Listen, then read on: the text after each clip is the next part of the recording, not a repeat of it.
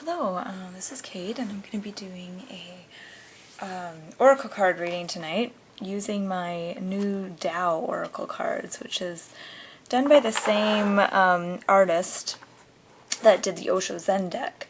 And I have to be honest, I actually have never used this deck before, and I don't know really what any of the cards mean, so this is kind of more of an experiment than anything.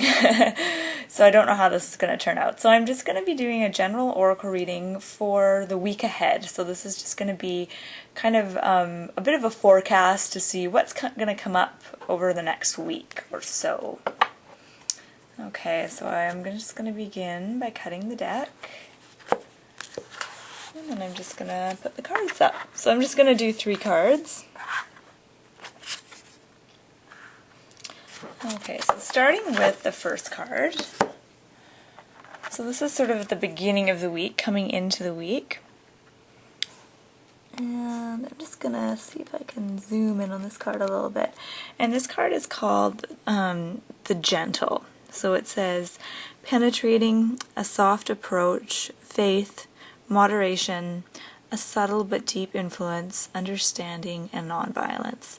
So moving into the beginning of the week, we want to be able to cultivate a sense of gentleness when we're dealing with ourselves. So being very kind and gentle to ourselves, and also being able to project that out into the way that we treat others and the way that we're acting and interacting with those around us. So especially in the workplace and office situations, just being very gentle.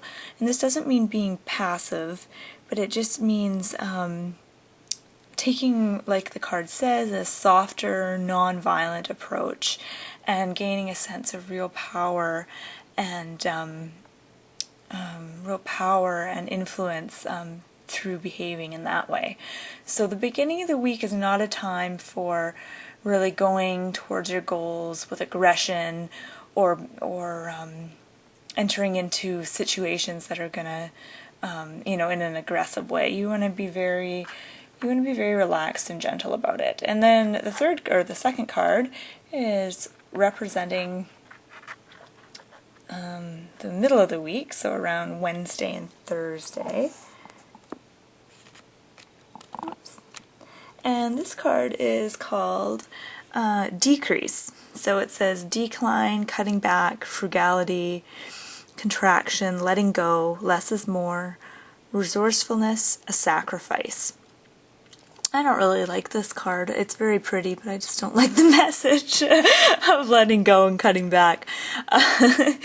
So towards the middle of the week, I think we're going to see a lot of opportunities to let go of things perhaps that aren't working for us, and to let go of things that we no longer need.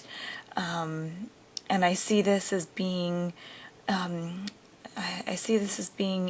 relation to finances, actually, and kind of perhaps cutting back on spending, letting go of things that we don't need, not buying things that we don't really need, and just being more frugal and really cutting back on spending particularly, and just remembering that less is more.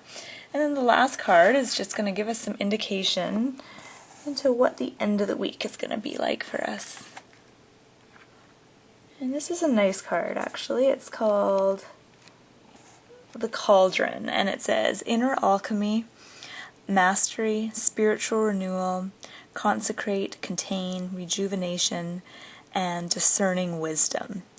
So I really like this card, and I think this is I see this card as sort of the reward for the rest of the week. So being gentle and very non-violent, and also letting go, kind of cutting back, and I think that sort of the reward for all this is the cauldron, which is, inner alchemy and gaining kind of a sense of mastery over ourselves and of our own lives, and feeling more spiritually connected to ourselves and those around us. And I think that this is really, actually quite a profound card, and I think it's this whole reading is kind of challenging us to to be more gentle and non-violent, and not necessarily passive, but having that kind of, I'm trying to think of the right word, sort of, well, like the card says, a soft approach, and like challenging ourselves to be that way and to kind of cut back and let go and see how that changes how we feel about things and how we experience our own lives. Because I think our society is very much focused on being very driven and taking a very sort of aggressive yang approach to life, and always kind of gaining more and focusing on attaining more and doing better. And so I think this card is just letting you know, is if you kind of try a different approach, you might get a very different result. And the result here is rejuvenation and gaining that sense of wisdom and real spiritual connection. Okay, so I'm just going to draw one last card.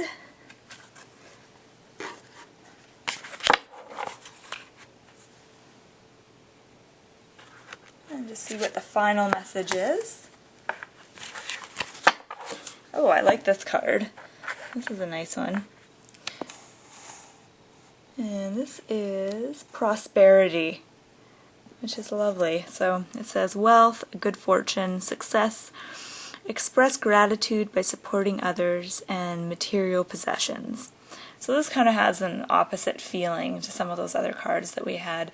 And so I think the message of this card for us is just even maybe in times of lack and when we're sort of cutting back on our spending and focusing more inwardly on sort of spiritual issues, I think it's still important to focus on feeling prosperous. And this doesn't necessarily mean financial prosperity or, you know, that kind of abundance, but just that feeling of perhaps spiritual prosperity and just feeling very rich and putting your energy towards cultivating a very rich lifestyle in terms of doing activities and focusing on things that make you feel very prosperous and